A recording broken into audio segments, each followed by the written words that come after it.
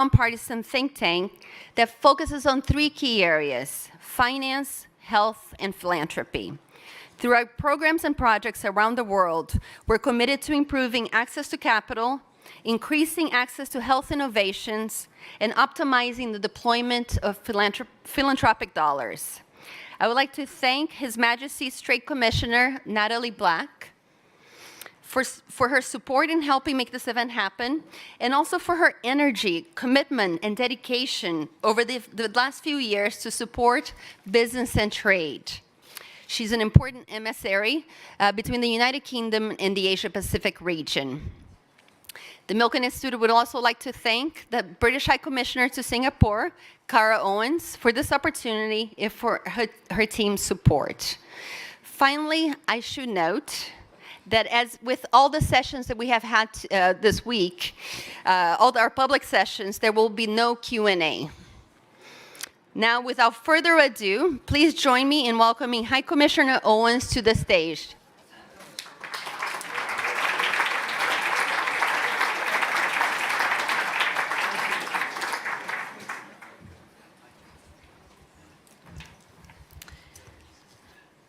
Good evening, everybody, and thank you, Laura, so much for your warm welcome and for all of your help in putting this event together. Enormous thanks to Milken for hosting. I think if you're going to make an early speech in this region, doing so at Milken's Asia Summit is a really great place to do it. It's my honour to introduce the British Foreign Secretary, the Right Honourable James Cleverly, MP. He has had a whirlwind 3 weeks in his role.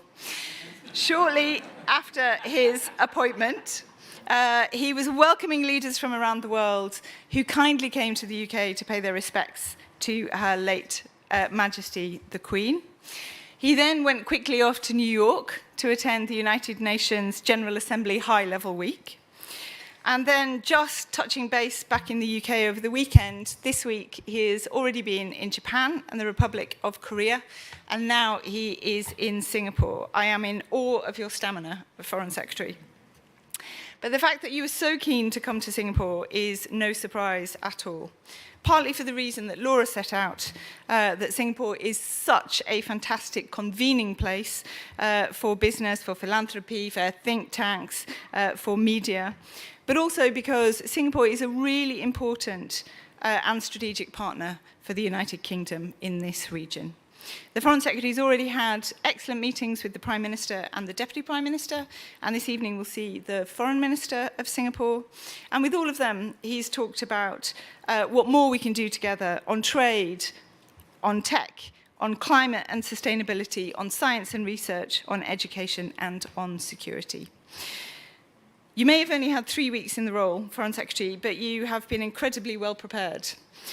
You have been serving the people of Braintree in Essex since 2015 as their MP, and in your maiden speech in the House of Commons, you said that you wanted to inspire Britain to be its best, and at its best, it is an open international trading nation. So you put down a very early marker for working in the international field. You've also been a Minister of State at the Foreign, Commonwealth and Defence Office. You have been Education Secretary. You've had roles in Department for Exiting the European Union. You've had senior roles in the party and also in the London Assembly. Now you are here to set out your vision, our vision, for the UK in the Indo-Pacific. So without further ado, I'm going to invite you all to welcome Mr. Cleverly, my boss, to the stage.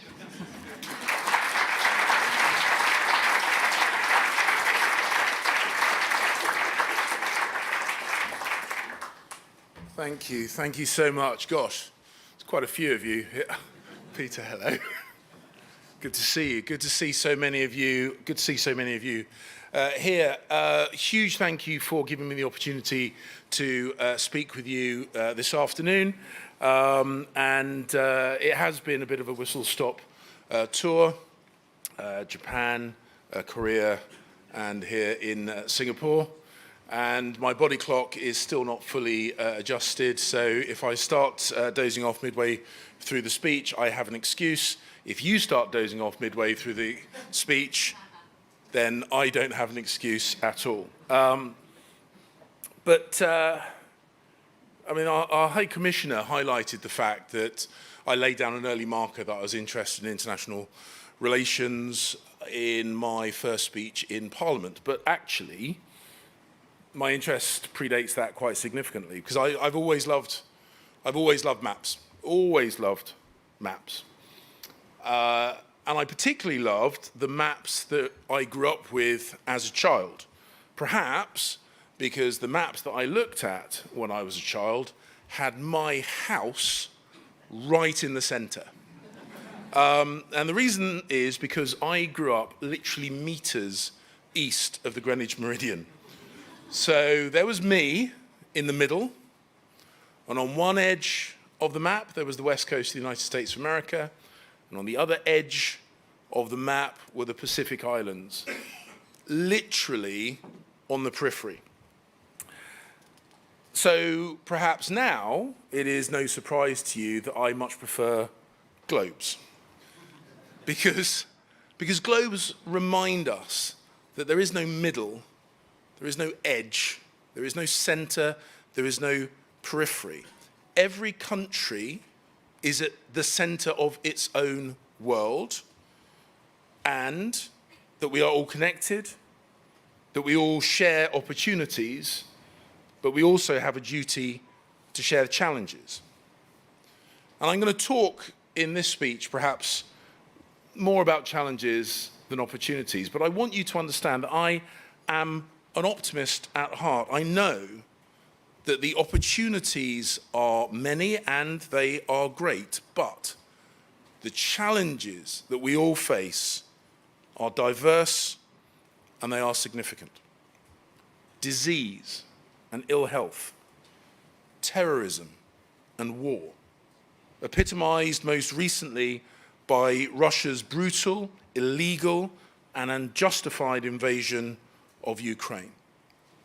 We see food insecurity, energy insecurity, economic insecurity, and of course, the ongoing march of climate change. And climate change is the spectre that looms over all of us, and it amplifies all the challenges that we face. And these challenges cannot be solved by any one country alone, nor can they be solved by any one region alone. So when we look at our maps, or indeed our globes, we have a choice.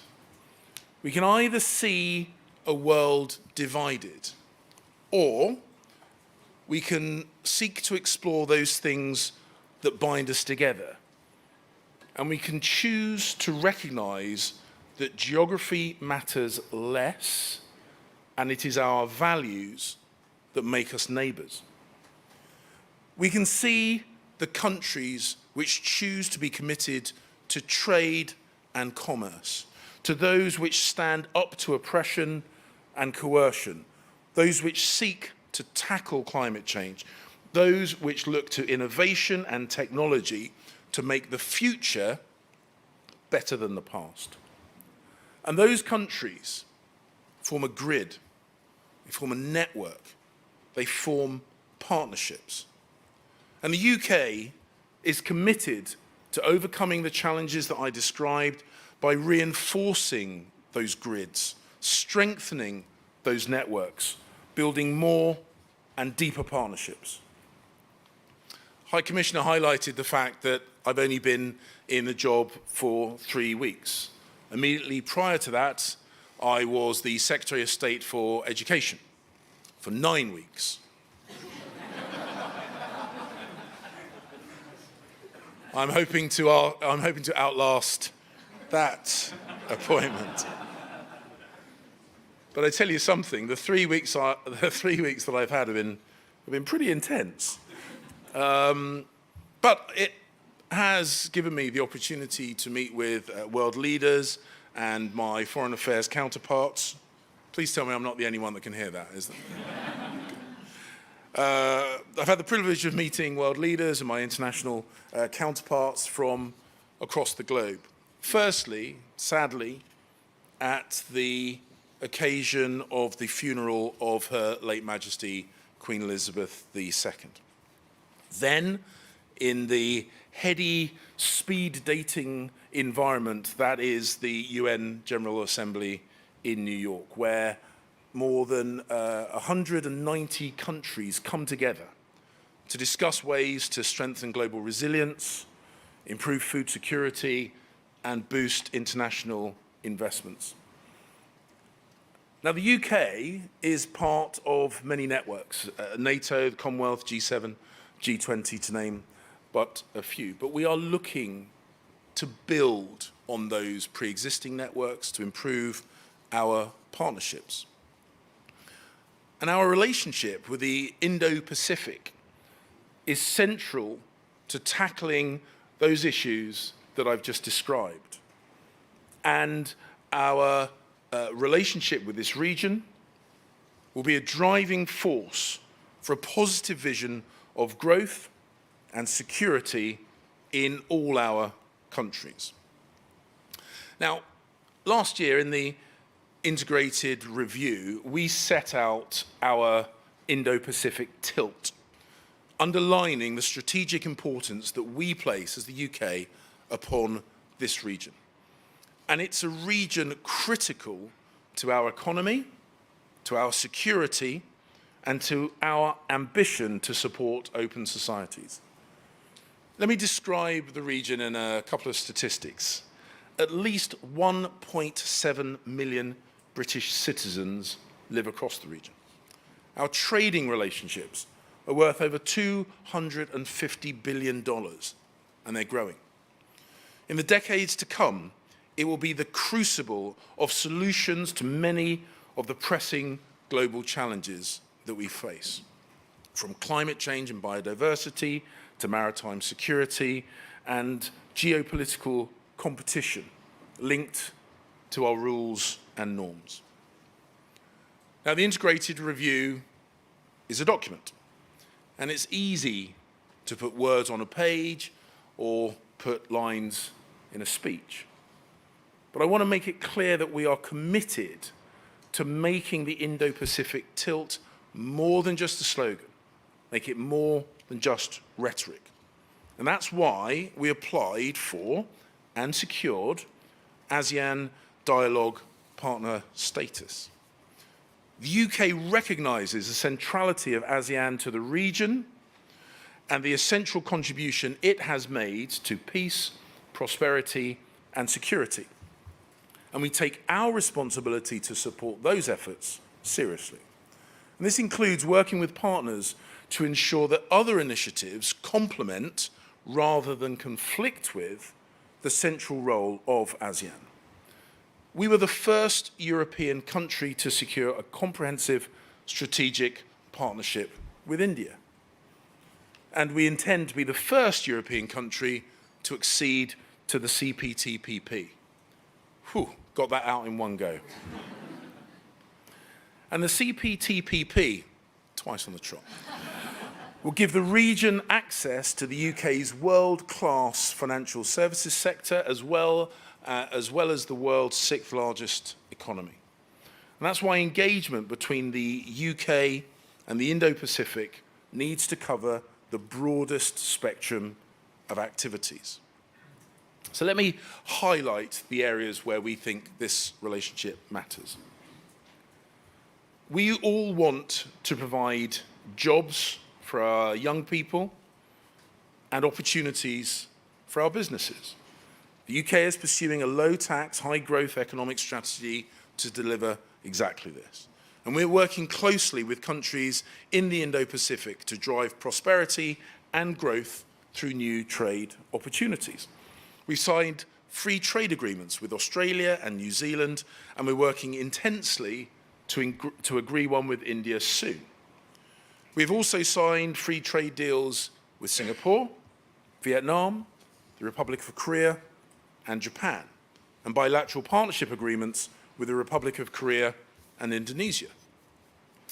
Within 6 months, just 6 months, we negotiated a digital economy agreement with Singapore.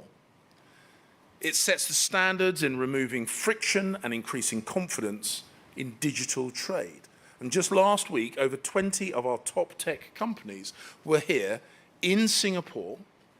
And when they went home, they took with them new customers, investors, and signed a number of joint ventures. And we are keen to do more. Our focus is on strengthening collaboration in science and technology, research and development, just as we have done here in Singapore. But we cannot talk about economic cooperation without also talking about climate and the importance of our relationships in the region to accelerate the world's transition to net zero. And I felt that strongly in the conversations that I had at the Partners in the Blue Pacific initiative at the UN General Assembly. And earlier today, I met the head of our new regional hub of the British International Investment here in Singapore. BII, as we call it, is the UK's development finance arm. And through it, we intend to spend up to £500 million in the region over the next 5 years. And we'll work with public and private partners in the region to support quality green infrastructure projects in Indonesia, in Vietnam, in the Philippines, in Cambodia and Laos. And we've also committed up to £110 million to the ASEAN Catalytic Green Finance Facility to boost renewables, to boost clean transport, and to boost other sustainable infrastructure projects. Secondly, our focus on defense and security. The Indo-Pacific tilt also means recognizing that security and prosperity in the Indo-Pacific are indivisible from Europe's. We welcome the condemnation of Russia's violations of the UN Charter and the decisions made by many countries in the region, including Singapore, Japan, and the Republic of Korea, to impose sanctions on Russia for its aggression. Russia's violation of the UN Charter sets a dangerous precedent for the whole world. Peace and stability in this region matters in the UK. 60% of global trade passes through shipping routes here in the Indo-Pacific. So security here has a direct impact on households in the UK. And we're working with partners in the region to promote maritime security and uphold the UN Convention on the Law of the Sea. It's 40 years old, but it still continues to play an essential role and supports ASEAN's own security strategy. And the UK has lots to offer as a defence partner. Our Prime Minister has committed to increase defence spending to 3% of GDP by 2030. Alongside the US, we are bringing world-leading submarine technology through our AUKUS partnership to support Australia's defence and security capabilities. And this will bolster regional peace and stability.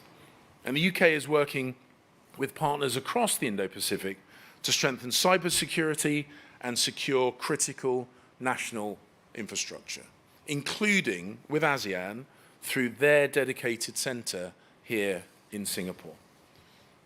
And thirdly, partnership through our values. The UK and many Indo-Pacific countries are committed to shared values. Our commitment to sovereignty and territorial integrity and freedom from economic coercion. Our shared beliefs in the value of democracy and open markets. The UK is committed to working with partners, old and new, in defence of those values, which is why we support ASEAN's efforts to restore peace and democracy in Myanmar. And it's why we have worked so hard to respond robustly to Russia's invasion of Ukraine. Because, as I said in the UN Security Council chamber just last week, if Ukraine's sovereignty and territory are not respected, then no country can feel itself truly secure. This region's commitment to those values has been on show at the United Nations in recent months, where it stood shoulder to shoulder with other countries around the world to condemn Russia's invasion. The international rules-based system doesn't only protect our freedoms and security, it protects fair trade and it protects us online. And when we join the CPTPP, as I hope we soon will, we will approach this work and our membership in the spirit of cooperation, looking to protect people's interests and freedoms. Now, it would be impossible to give a speech in this region and not mention China. And I was pleased to meet Foreign Minister Wang Yi in New York last week. It's important to talk even when we disagree. Actually, especially when we disagree. Because China is a major global actor and driver of growth. It has lifted literally millions of people out of poverty. But the lessons I take from watching China across my lifetime is that when China departs from global rules and norms, when it aligns itself with aggressive countries like Russia, its standing in the world suffers. Now, China will always have a choice about the direction that it wants to take. But one thing that is certain is that the UK government will always stand up for our sovereignty and economic security and that of our partners. And no UK government will ever turn a blind eye to repression wherever it occurs. All of the achievements that I've outlined today are products of partnership. And the UK is working with friends and partners to address the challenges that we face, but also to seize the opportunities ahead of us. And we are well on our way to becoming the European partner with the broadest, most integrated presence in the Indo-Pacific. And I am here to make it clear that the Indo-Pacific tilt is here to stay. It is permanent. And we have gone from strategy to delivery, from economic theory to signing trade deals, from security discussions to deploying our carrier strike group, from talking about our values to standing together in the face of Putin's invasions. And if you take nothing from this speech other than what I'm about to say, then I would be comfortable with that. Because what I'm about to say is that the UK will remain a committed, reliable partner to this region. Thank you.